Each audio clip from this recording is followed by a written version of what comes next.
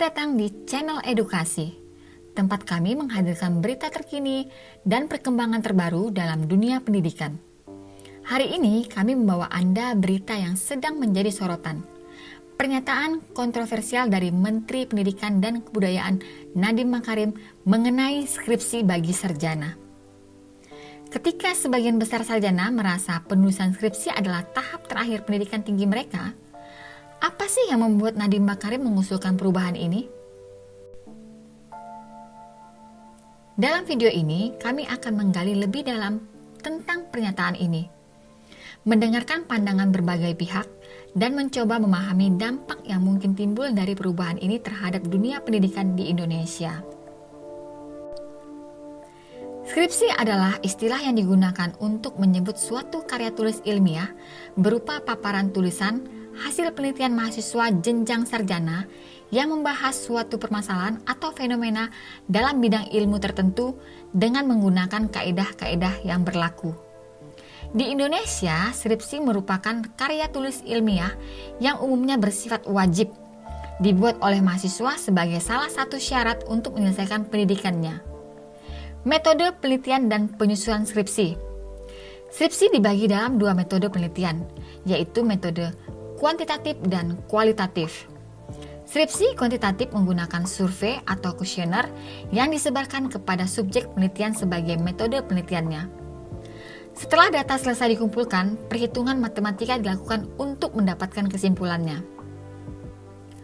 Umumnya, skripsi kuantitatif menggunakan software untuk mengelola data hasil penelitiannya. Contohnya adalah SPSS. Sedangkan metode kualitatif disusun dengan menggunakan metode wawancara atau observasi secara mendalam ke subjek penelitian. Karena penelitian skripsi kualitatif tidak menggunakan perhitungan matematika, biasanya proses pengumpulan datanya memerlukan waktu yang lama demi hasil analisa yang akurat. Di sisi lain, beberapa kampus di luar negeri tidak mewajibkan mahasiswa untuk menulis skripsi. Di Australia, program sarjana umumnya menggunakan coursework, program di mana mahasiswa dianggap lulus jika memang sudah menyelesaikan setiap mata kuliah yang mereka ambil dengan jumlah kredit tertentu. Namun, ada beberapa jurusan yang tetap mewajibkan mahasiswa untuk melakukan proyek penelitian baik secara individu ataupun grup. Sarjana tak perlu lagi bikin skripsi, begini penjelasan Nadiem Makarim. Menteri Pendidikan, Kebudayaan, Riset, dan Teknologi Nadiem Makarim meluncurkan Merdeka Belajar episode ke-26 tentang transformasi standar nasional dan akreditasi pendidikan tinggi.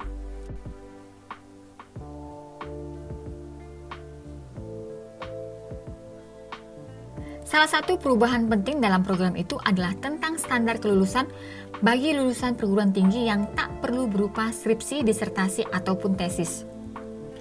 Standar nasional pendidikan tinggi kini menjadi lebih sederhana. Penyederhanaan pengaturan terjadi pada lingkup standar kompetensi lulusan, dan standar proses pembelajaran dan penilaian, sehingga perguruan tinggi dapat menjadi lebih fokus pada peningkatan mutu tridharma perguruan tinggi, kata Nadiem. Kebijakan baru itu tertuang dalam Peraturan Menteri Pendidikan, Kebudayaan, Riset, dan Teknologi Nomor 53 Tahun 2023 tentang penjaminan mutu pendidikan tinggi. Dalam penjelasannya, Nadiem menjelaskan mengenai penyederhanaan kompetensi lulusan yang masuk dalam standar kompetensi lulusan.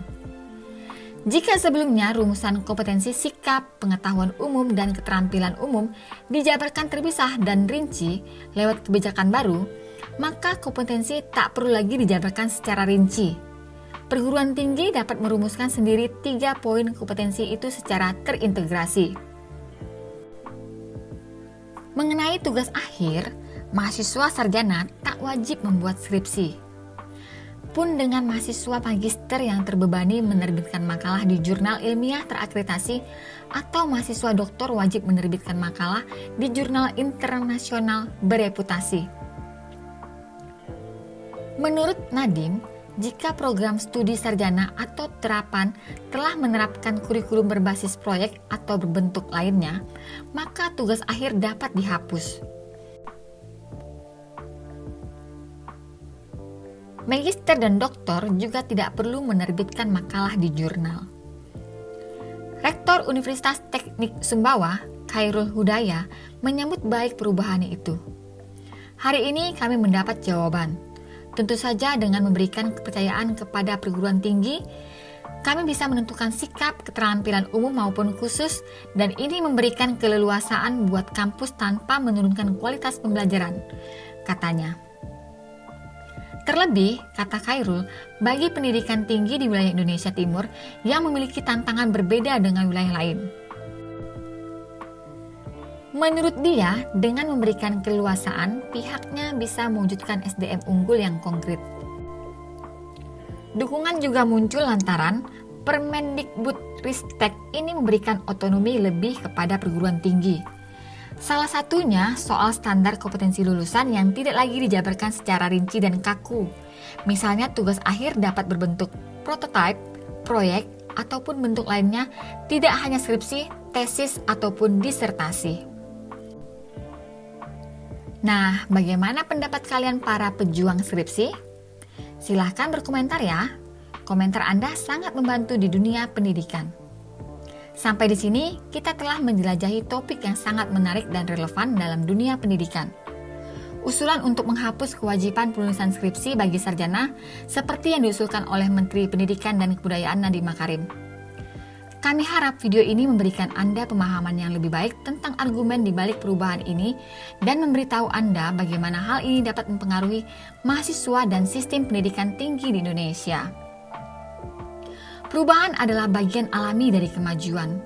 Kita perlu terus berdiskusi dan beradaptasi dengan perubahan dalam dunia pendidikan untuk memastikan kualitas dan relevansinya.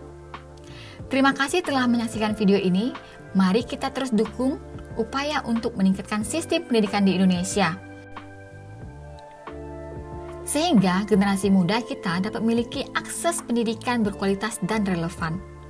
Sampai jumpa di video berikutnya, di mana kita terus menjelajahi topik-topik pendidikan yang penting. Mari bersama-sama berkontribusi di dunia pendidikan yang lebih baik dan lebih adaptif. Salam edukasi, see you, bye-bye.